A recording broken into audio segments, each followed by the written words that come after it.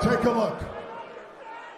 Hey everybody, it's the fabulous Lana Star from Wow Women of Wrestling, and I just want to make sure you are watching our good friend Michael's YouTube channel, PW Hustle. He also has PW Hustle Zone, where he does lots of awesome commentary on AEW, WWE, Wow Women of Wrestling, all things wrestling. So make sure you're watching it. We love it.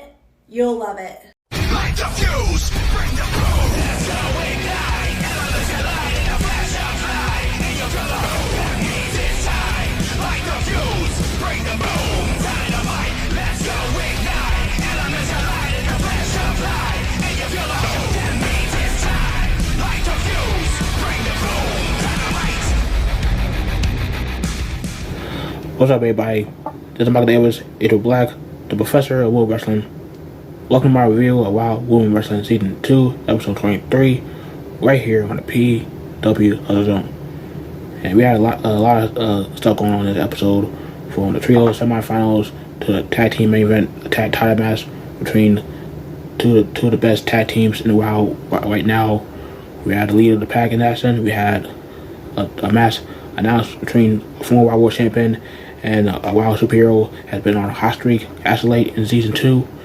But before we get to all of that, we gotta talk about the opening promo of episode 23 as Team Spirit, Coach Capelli, Sasha Sparks, Pat Riley, and Air Sky, who was sporting a neck brace after what happened last week with her suffering a concussion during the trios matchup between Team Spirit and the Brat Pack, and it was ended in no contest.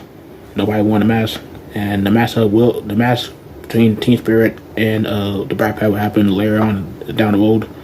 But with Aries Guy being out and not made it clear, it means that Coach Cabelli had volunteered to step up and take the place of Aries Guy, and she will team up with Pat Riley and Sasha Sparks to go against Lil J Boogie, Big A Rhythm, and Gigi Gianni and the Brat Pack in a later date.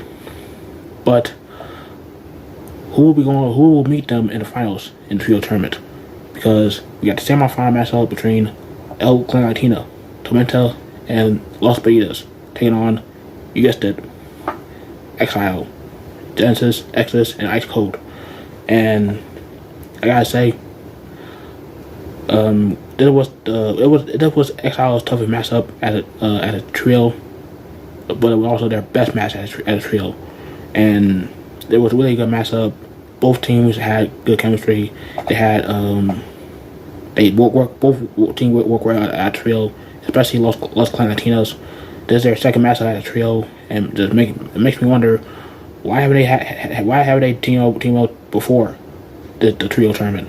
Because they work well together at a trio. But I digress. The matchup was really good. It had Ice Cold, who did really good in that matchup. She had knees for days, and she did a pretty good looking Hester takedown on Vivian Rivera. At one point, she countered a powerbomb for Tormenta as she flipped over and she landed right on her feet. But she got excited a little bit too much because she gets laid out with a clothesline from Tormenta. And at one point, you had El Clan Latina had a pretty nasty triple team move where Genesis was sitting in the corner. They had Exodus set up in a trio roll position in the corner, and Tormenta hit a Devil Eye driver on Ice Cold onto Genesis and Exodus in the corner, smashing them in the process. And El Clan Latina did a triple pin, only to a triple kick out for Exile. But don't sell Exile short when it comes to teamwork, as Ice Cold hit in the media order to the back of Tormenta, then Exodus gets tagged in the net breaker, and Genesis hit the running left drop onto Tormenta, 10 times better than Hulk Hogan. But the closing moments of the matchup, you had Vivian Rivera hitting the TKO on Genesis. Ice Cold breaks out the pin before the count was made by Paige Riley. Vivian Rivera tried to attack Ice Cold, but Ice Cold solo blocks Rivera to the gut, and Genesis rolls up Vivian Vera 1, 2, 3, and Exile is headed to the finals of the trio tournament. What a match. What a way to kick off episode 23. It was a really good matchup. Again, Exile's best match at a trio, and I couldn't be more happier for everybody involved. Genesis grabbed the microphone after the match, cut a promo. Surprisingly enough, put over her opponents, and also not talking down to her teammates like she had done in the past couple of weeks. All three women were on the same page tonight, and I couldn't be more happier. And Genesis cut the promo saying that despite having the law by their side, they were not enough to take us down. And we have something that they don't. It was hunger. The hunger to prove ourselves in this company. We did this all the time. We've been waiting for this moment for a long time, longer than y'all know. And despite that, what everybody's been saying about us in the locker room, Exile has never been stronger as a unit. So bring on the next opponent in the finals. As for Tormenta, Los Bandidas, and Sofia Lopez, you have been exiled. And I said it before, I said it again. I even said it to Genesis herself. She is underrated when it comes to promos. She's a really good talker, and a lot more people need to realize that, especially McLean. She's really good on the microphone, and yeah, she might be a little bit power hungry when it comes to leadership, but most of the time she backs it up. I gotta give her that. But Exile headed to the finals of the trio tournament. Would it be Team Spirit or the Brat Pack that will meet them in the finals in the upcoming weeks? We'll find out soon enough. Before the next match, we see G.I. Jane kind of backstage promo talking about she is all alone now. She doesn't have IQ Superior by her side, no Samantha Smart, no Class Master, no Disciplinarian. After what happened last week, with her winning the lead of the Pack 203 match and having Class Master and the Disciplinarian attack her from behind, and she's all alone now. And she's a babyface. And I'm looking forward to see her how she does at a babyface, because we've seen military gimmicks, like wrestlers having military gimmicks and being babyfaces and being so down throats. I don't think it's gonna be the case this time out, because I really do think that G.I. Jane can be very likable as a face, and I think she could be a really good guy in WoW. But we gotta see that put to the test, because her first matchup as a babyface is against the monstrous Chainsaw, and of course she is accompanied by her little sister Zelga Dante.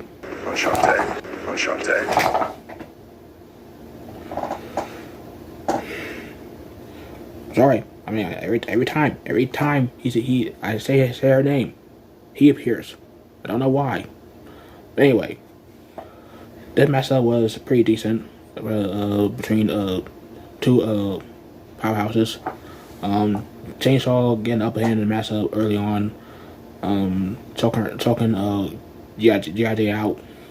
G.I. Jane trying to find a way to take down Chainsaw as much as possible. At one point, hitting a series of big boosts and hitting a bulldog. Chainsaw choking out G.I. Jane every chance he gets, whether it be in the corner or the middle of the ring. At one point, Zelga herself got involved trying to grab the leg of G.I. Jane, but even that was enough to take down G.I. Jane. And G.I. Jane find an opening, kicking Chainsaw in the face repeatedly, and she gets a chance to hit the Tornado DDT from the second rope. 1, 2, 3, and G.I. Jane gets the win, and again the win off Chainsaw. Her first match as a good guy is a success. But after the match, she gets jumped by Team IQ Superior, Samantha Smart, Disciplinarian, and Class Master. And this time, G.I. Jane did not find a way to come back and attack IQ Superior this time around, as she gets hit with a ruler from Samantha Smart, and IQ Superior stands tall, getting that payback off of G.I. Jane after getting embarrassed by her last week. And I'm curious to see what happens next between these two sides. Are we gonna see a couple matches with G.I. Jane go up against either Gladmaster or Disciplinarian? I would not mind at all, cause like it'd be two tall women going back against each other with G.I. Jane and Gladmaster. I'm not mind seeing that. I wouldn't even mind seeing Disciplinarian and G.I. Jane. So either way, it's not gonna be the end of G.I. Jane and Ice Cube Superior. Looking forward to see what happens next between these two sides. Third matchup of episode 23, we have Santana and Garrett going up against Jessie Jones. Santana and Garrett, of course, accompanied by her tag team partner Americana, supported a sling after her matchup against Jessie Jones, where Jessie Jones refused to let go of her armbar finisher after winning the match. Jessie Jones, accompanied by her tag team partner, unfortunately, Amber No.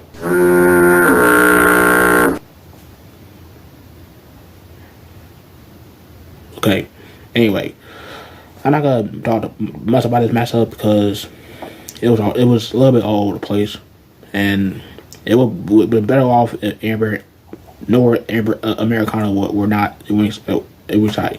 It was just Jessie Jones and Santana Garrett 1-on-1, no one in their corners. It would have been a lot better, but everybody know. I don't get what she was doing in this match. She was on the apron a little bit, way too long, to the point that she almost bumped into Jessie Jones.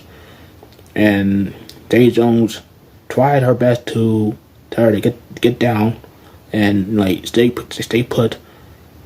And Americana just there just to be there, support her. I guess support her tag partner.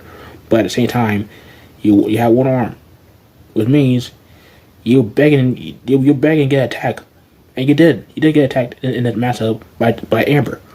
While Amber was attacking Americana, Santana Garrett had the match won. She had the match won. She hit the super kick on Jessie Jones. She going to hit the Star Banner Splash, the springboard moonsault that she does.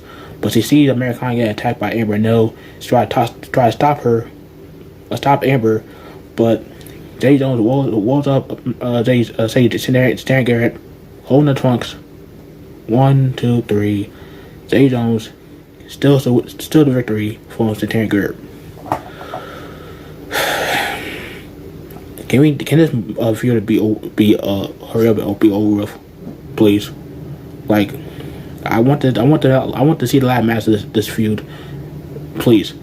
Like, when it gonna happen? I'm tired of seeing this. You really brought back Santana Garrett just to feud Amber. Like, there's the only thing she can do. When is it gonna end? Anyway, that happened.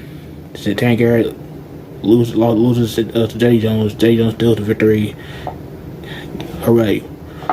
Anyway, let's go to something that was actually interesting, and we see Adrian Gambino bump into the former World Champion Prince Ozzy, and they exchanged the words, and Adrian Gambino making fun of the fact that Ozzy not the World Champion anymore. But at least Ozzy can say that she's a former World Champion. Meanwhile, Adrian Gambino had been undefeated throughout season 2, and she still hasn't gotten a title shot.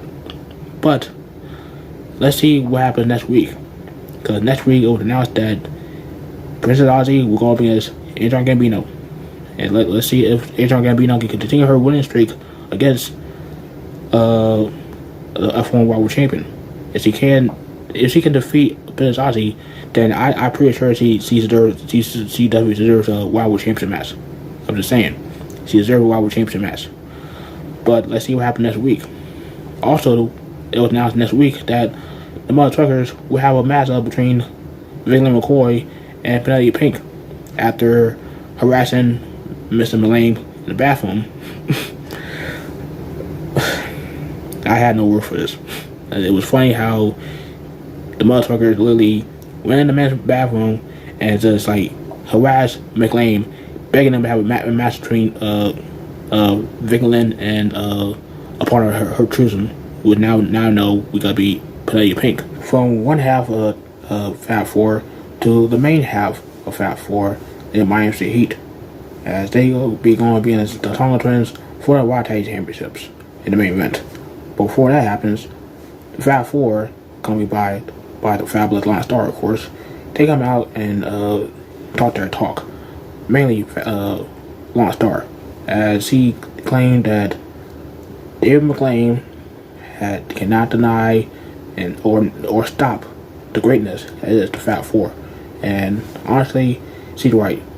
No matter how many times he tried to take down and try to score for Miami Street Heat, Penelope Pink, and Vic Lynn McCoy, they already got to come back and sneak up on you and sneak up onto the top of the championship picture, whether it be the Wild World Championship picture or the Wild Tag Championship picture. And she claims, as she predicted in the future, that Miami Street Heat will become the 3-time Wild Tag Champions. So let's see what happens, because the matchup between the Miami Street Heat and the Tonga Twins happens right now, and the Tonga Twins are taking control against Miami Street Heat early on, just having their way with them, but they get control of the matchup when Lone Star distracts Conan on the outside, to the point that Lindsay hits Conan with a huge close on the outside, and that's when they should take advantage, isolating the Tonga Twins. At one point, Lori does it again. She hits the coast to coast onto on the Chaos, and it was expect to see some highlights from Lori every time there's a tag team match, because we've been seeing highlight after highlight from Lori. She hitting cross bodies on the outside to the Tonga Twins. She hit the coast to coast last week, the week before. She did it again this week. Like, she's definitely the highlight of the night when it comes down to tag team matches, and when it comes down to tag team matches in general with the Fab 4. She is definitely the high flyer, the high flyer of the group. And honestly, you gotta have that in the group. And I'm glad it's Lori, because she's freaking awesome. But speaking of high flyers, you have Kona hit an Uso splash from the top up, saves of fellow members of the Samoan Dynasty, and it was pretty cool seeing that in the match. But the closing moments in the matchup, you have Lana throwing one of the tag belts in the ring, distracting the referee, and Lindsay grabbing the other tag titles, hitting the back of Kona, and Lori hitting the DDT onto Kona. 1, 2, 3. The Miami Street Heat, Lori and Lindsay, are three-time tag team champions, and that is a huge milestone for Wild Women Wrestling, because Miami City Heat are the first only team to win the tag titles 3 times in a row. No other team has done that in a row. All the tag teams that won the tag titles had never done that, and Miami City Heat, if you don't have them as one of your best, you don't have Miami City Heat on the list of one of the best women's tag teams in the world right now, then something's wrong with you. I want you to whip up all of that piece of paper that you have the list of tag teams on your paper, throw in the garbage and do over. Put them at least at the top 5 or top 3. For that's how good they have been since they got in the route. Because Lori and Lindsay, I said it before, I say it again, I was never really a big fan of theirs coming in the route. But once they started, getting better in the ring, started to up the ante, up their momentum, and wow, alongside a Lone Star, and y'all know Lone Star has been has been the best managers in women's wrestling, and you can't deny her being one of the best managers in wrestling. And you bring in a woman like Miami Street Heat, Penelope Pink, Vicky Lynn, and he built one of the most dominant factions in WoW history in the Fab Four. And you have one of the most dominant and most decorated tag teams in WoW in Miami Street Heat. Like, I'm giving them their flowers. I'm giving them respect because they truly deserve it. Money talks and money walks, and you haven't already. I think you should pay attention to Miami Street Heat for years to come, because they have been doing their damn thing in a while, and I cannot be more impressed and more happy for them. And they truly deserve it. 3-time tag team champions, Lori and Lindsay, Miami Street Heat, money. And that's the end of episode 23. I revealed episode 23 of WoW Women Wrestling Season 2. Let me know down below what your thoughts are of this episode down below. Close up with it on last week, this past Saturday, because it also a weekend, and also weekend nowadays have been the wrestling you know what. So I'm pretty sure anyone care about that. But you didn't see any matches from WoW this past Saturday. They upload matches on Monday and today as we speak, and they upload the promos later on in the week. So you haven't seen any matches or any promos, check them out once they get uploaded on the WoW Superior YouTube channel. And I hope you guys had a good weekend. Like the video, subscribe, tap the bell, you don't miss any of my videos. And yeah, I actually uploaded a video on Monday for once. And I know I've been just been bouncing around the reviews from Tuesday to Thursday to Friday. I get it, but I know y'all understand. But anyway, follow me on Twitter at MacRatiness. Follow me on Instagram at MikeDavis2. Follow the Hustle page at the Hustle Fandom, and subscribe to PWSO April Brown with his reactions. The PWR podcast with Professor Tommy Wonder, WLR with Bello, Steve King, and Billy Way, and all the other videos you see on the Hustle YouTube channel. You know, Hustle never stops over here, no matter if it was me or those guys over there. So make sure you support the Hustle no matter what. Until that time, I'm Mike Davis, April Black. I'm out.